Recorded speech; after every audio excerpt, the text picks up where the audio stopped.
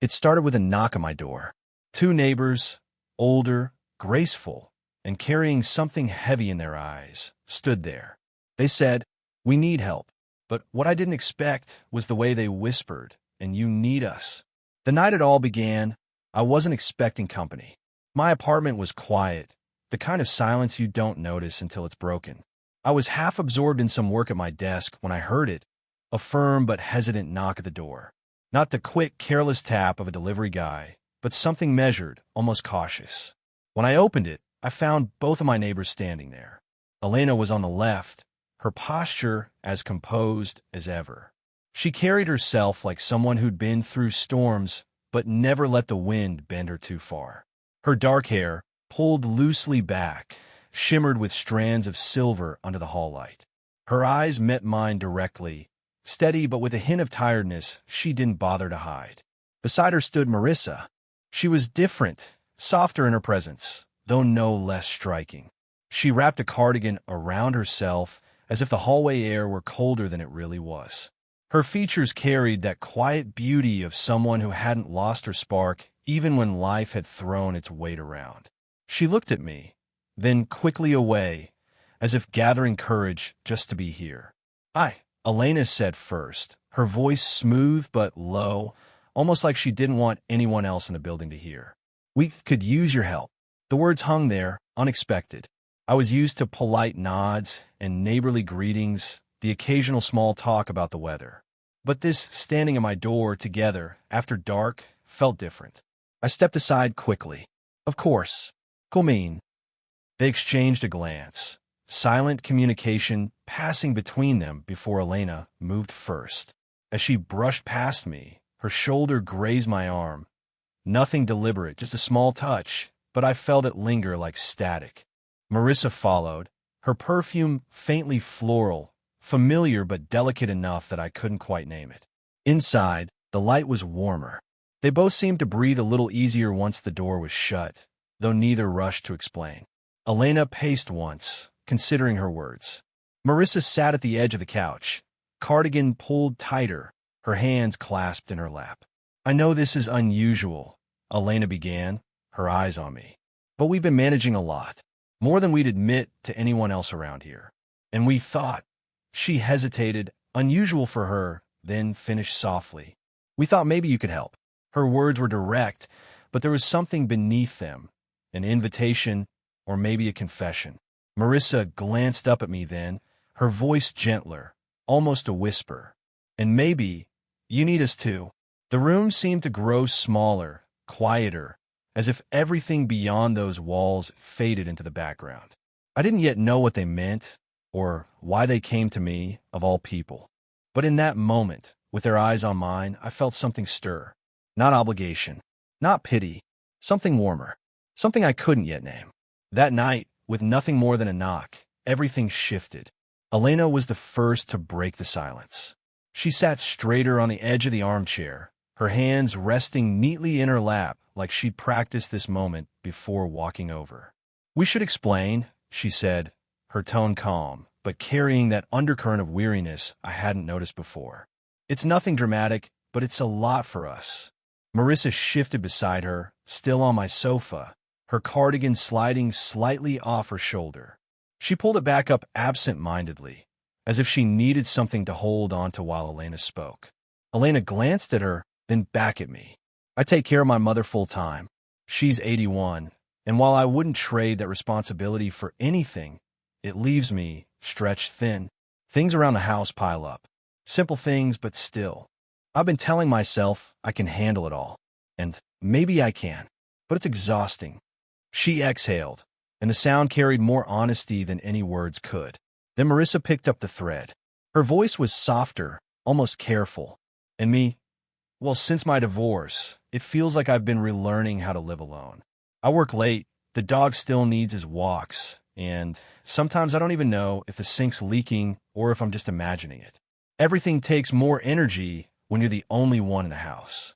Her fingers fidgeted with the edge of her sleeve as she spoke, her eyes on the floor instead of me. I thought I was fine.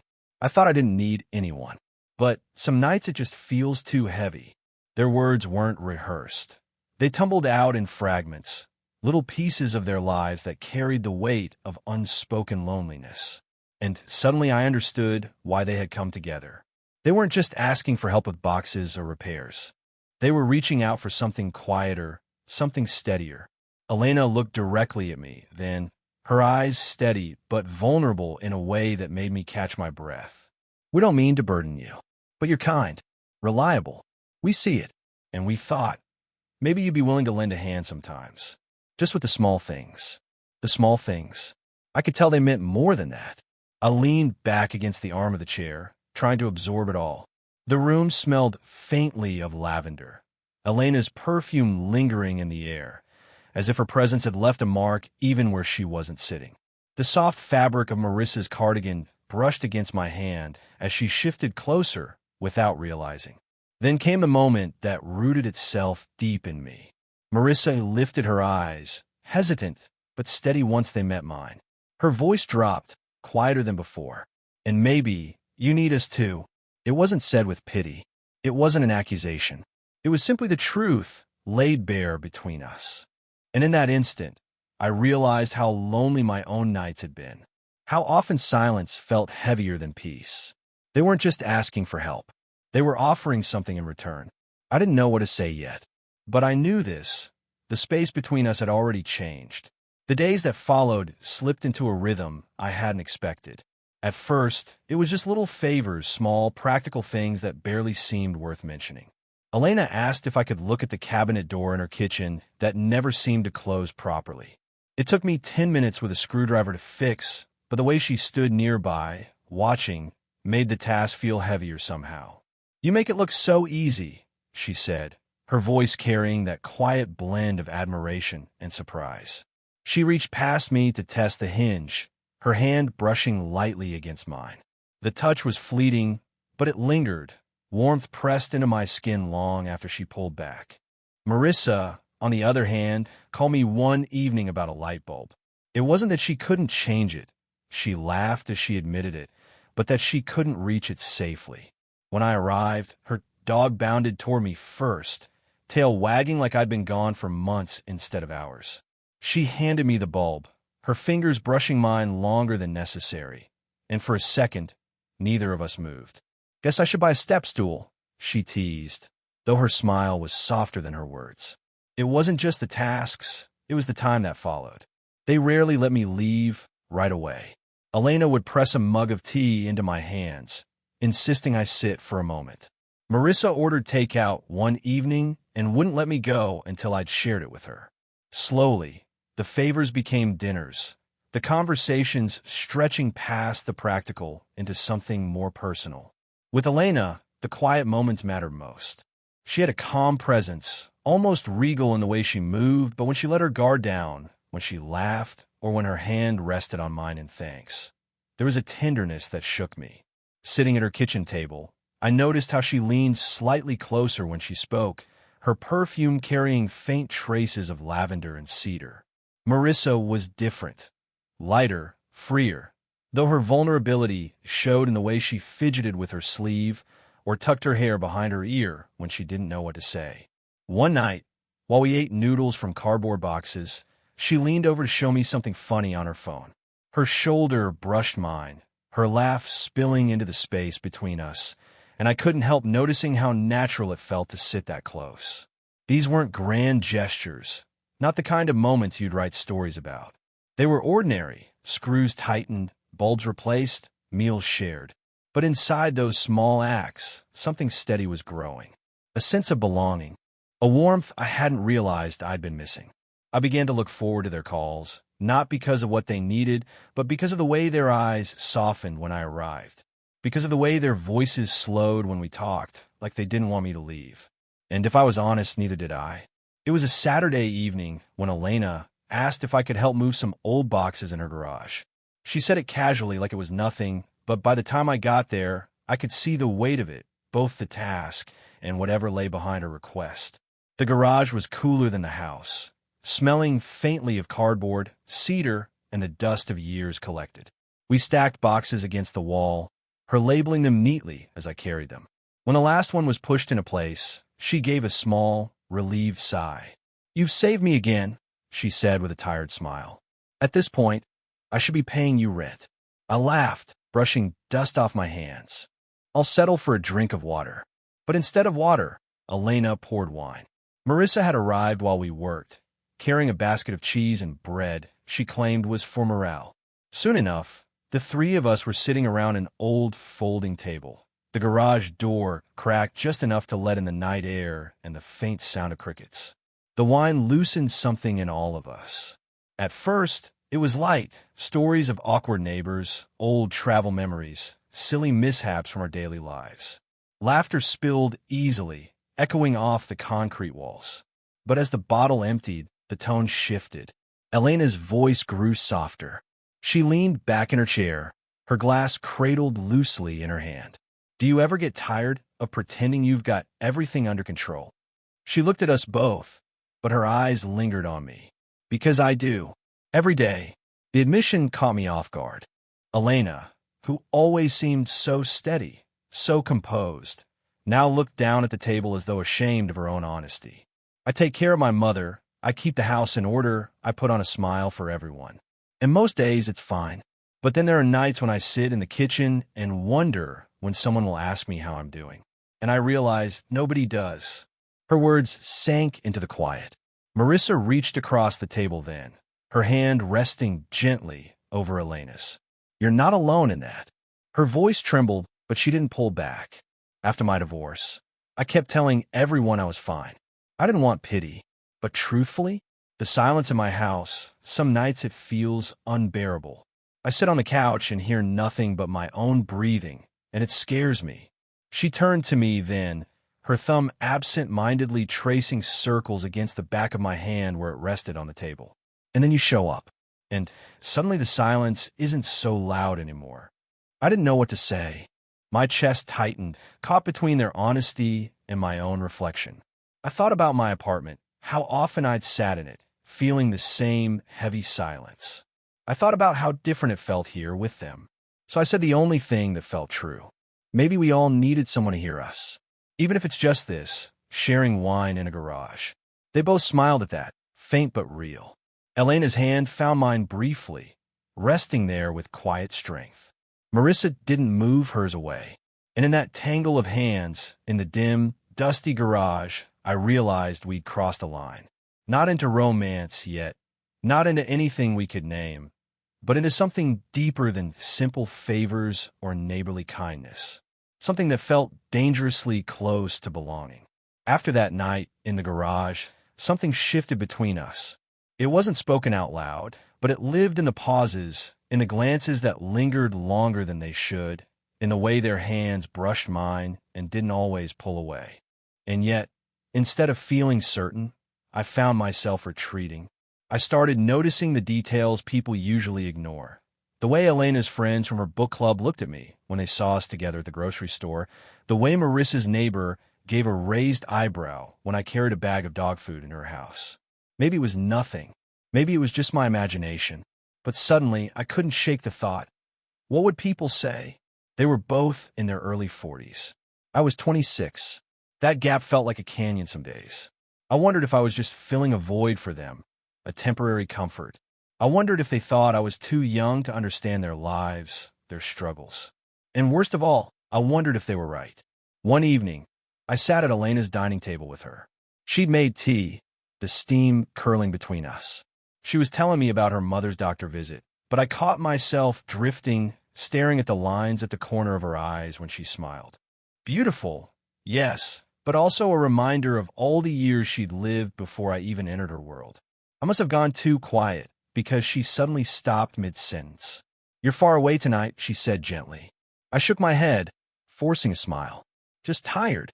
But she didn't believe me. I saw it in her eyes. The same thing happened with Marissa.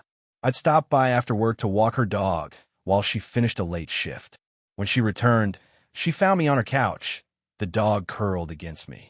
She smiled when she walked in, but the moment she sat beside me, I pulled back ever so slightly, as though her nearness was too much. She noticed. Of course she noticed.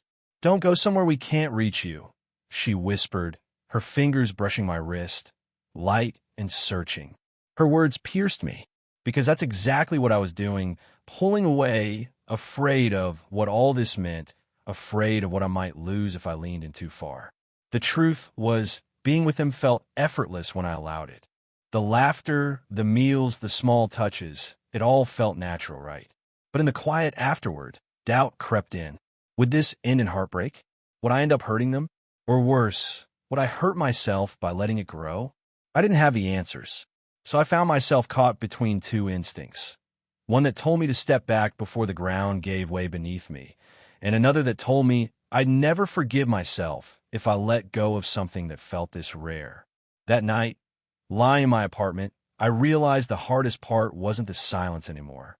It was the fact that the silence was filled with their absence. And that scared me more than anything else. The night of the storm felt like it belonged to another world. The sky had been restless all day, clouds bruised and heavy, until the rain finally broke loose with a violence that rattled the windows. By evening, the power flickered once, twice, then went out completely. I just lit a candle in my apartment when there was a knock at the door. It wasn't surprising. It was them. Elena stood there with an umbrella dripping at her side, her hair damp and clinging to her face. Marissa was behind her, clutching a flashlight that had already given up. "Come on," Marissa said, her smile thin but brave. "My place is warmer. And besides, storms are less frightening together." So I went. Her living room glowed with candlelight, small flames scattered across the coffee table and windowsills. Outside, the rain hammered on the roof, thunder rolling deep enough to feel in my chest. But inside, the world felt slowed down, intimate, almost suspended in time. We sat close, too close for it to feel accidental. Elena curled into the armchair, her blanket draped loosely across her legs. Marissa sat beside me on the couch, her knee brushing mine every time she shifted. The silence between us wasn't uncomfortable, but it was heavy, weighted with all the things we hadn't said. Eventually, it was me who broke it. My voice sounded strange in the stillness. "I need to ask something. Do you ever wonder what people would say about this, about us?" Elena's eyes lifted to mine, calm but searching. "All the time," she admitted. "And I've decided I can't live my life waiting for everyone else to approve. If I did, I'd never do anything." Her words were steady, but I saw the flicker of fear behind them, the fear of being misunderstood, of being judged. Marissa leaned in slightly, her shoulder brushing against mine. Her voice was softer. "We worry too, that maybe you'll wake up one day and realize this is too much, too complicated, that you'll decide you deserve someone simpler."